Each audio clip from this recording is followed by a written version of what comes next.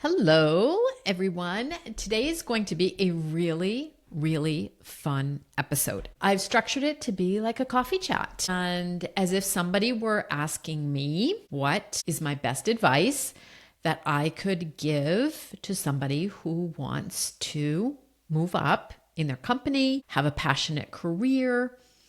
And I had the discussion recently at a roundtable event, and I just thought it would be fun also to share, because I also have some stories to tell you today about things that happened in my career. So, point number one, if I had some advice to give you, would be to respect everyone. And that might sound really basic, but I'll never forget the advice my father gave me. So my father's passed away, but he was a business owner, very successful pharmacist, and well known in the community. And he always told me, Karen, be very careful, because he knew I was very ambitious.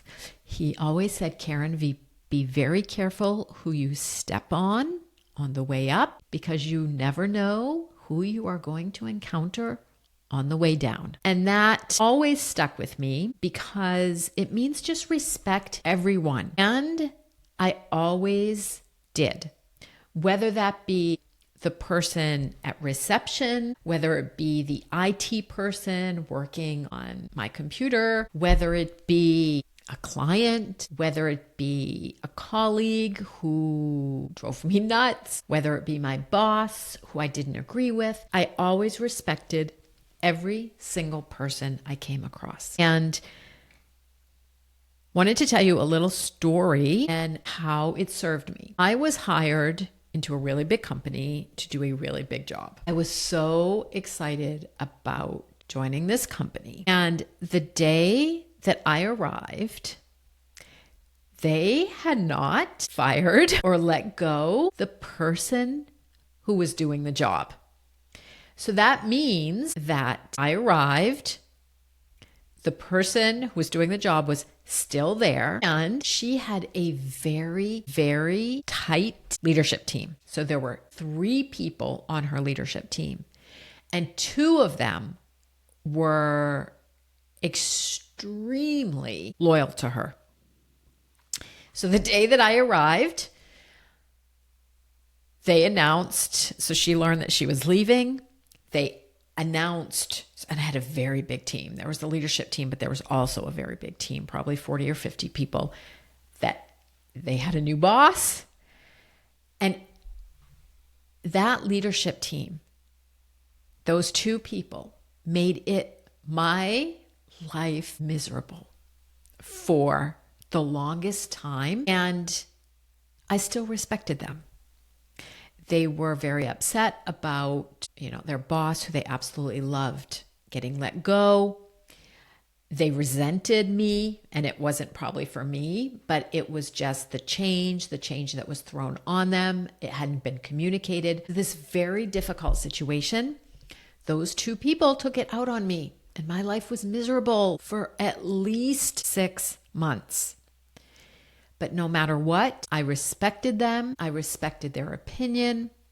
I asked for their opinion. I wanted to make it work. And so as professionals, I put their behavior aside and just tried to make it work. And it did. Eventually, it worked out. I could have treated them differently. I could have ignored them. I could have fired them. I mean, there were so many things I could have done, but I chose to treat them with respect, and they ended up respecting me for that. And we ended up building a very constructive, powerful relationship because of that. So that is my first piece of advice, is treat everyone with respect. My second piece of advice is never take anything personally. Never. And I did a whole podcast on this, so I really suggest that you go back and listen to that. But I just don't. If people say something, do something, don't say something, don't do something, I never make it about me. I never make it about the fact that they don't like me or whatever the story is. I just don't take it personally. And I've had some very tough clients. I've had some tough team people. I've had people in one of my most recent jobs. They were very resentful that I was coming. They had already built an image and a picture of me before I got there. And some of those team members said some really nasty things to me. I never took it personally. I just don't, because I don't have time for that. I always went into a job having a mission, having an objective, wanting to create impact, wanting to move the needle. And I never get sucked in to any kind of drama. So don't take it personally. Third point is, I never tell myself that my job is hard. Never. It's just not in my vocabulary. Do I do hard things? Yes. Have I done some very challenging things? Yes. Of course. You don't move up the corporate ladder if you haven't done that. But I always go into situations with the behavior and the attitude of, what can I learn from this? This is challenging, but there's always something that I can learn. Where is the gift or opportunity in this situation? But I never tell myself that it is hard. And it's also something I never communicate to those around me is, this is so hard. Okay. I think as a leader, you are there to set the example, and the energy that you send out is totally going to set the tone. So it's just a growth mindset. What can I learn from this situation? Yes, it may be challenging. Then let's sit down and see what went wrong, what went well, what would we do differently. But I just never tell myself that situations are hard. And boy, have I had some hard things to manage. Let me just give you an example. Somebody hired me once. And again, it was a job that I was really excited for. And I had a lot to learn. And it was more of a subject matter expert type position. And it was way outside of my comfort zone. And so I could have sat there and say, gosh, this is so hard, which if I'm telling myself that, I would have backed out of meetings or wouldn't have, tried to propose solutions. But I didn't. I just don't tell myself it's hard. I tell myself, okay, what can I learn? Who can help me with this? What can I try? So ban that from my mind. This is hard. The fourth thing, and I will take this to my grave, don't complain and don't blame. It is one of the worst things that you can do for your image is to complain and to point fingers. I just don't do that. Be solution oriented. And yes, I'm not saying things aren't hard. I'm not saying that there aren't jerks or, that your boss isn't a narcissist. Okay. Those things happen, but that is also part of life and is part of the professional environment. Your power comes from how you show up. So I never complain and I never blame somebody else for a certain situation. I take ownership. I am solution oriented. How can I fix this? How can we do things differently? How could we think outside the box? Who else could I maybe ask for their opinion on this?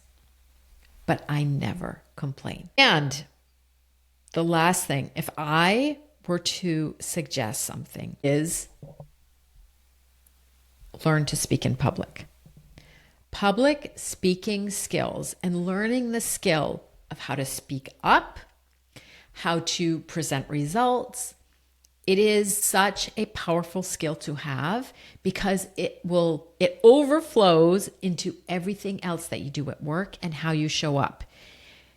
When you have good public speaking skills, people look up to you. It forces you to have an opinion. It forces you to ask questions. It forces you to structure your thinking. It forces you to think on your feet. There are so many benefits to public speaking. And I once had a boss who told me I didn't know how to speak in public. So I took ownership for that. I said, okay, first of all, didn't take it personally. Didn't tell myself that public speaking was hard.